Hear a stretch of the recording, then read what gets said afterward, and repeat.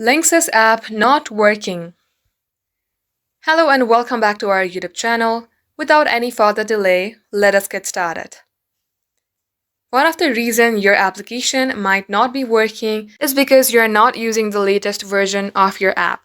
Head over to your Play Store and search for Linksys. If it shows open, it means your application is updated.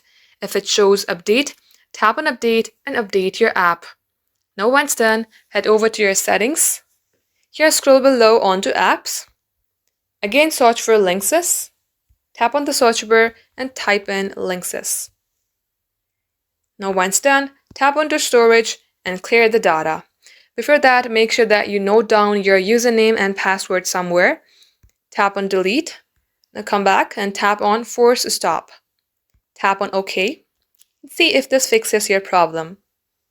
If it's still not working for you, then long tap onto your Linksys app and tap on Uninstall and uninstall this app. You can easily download this application again from your Play Store or App Store. Once you download again, you have to enter your credentials, and this will definitely fix your Linksys app not working problem in your device.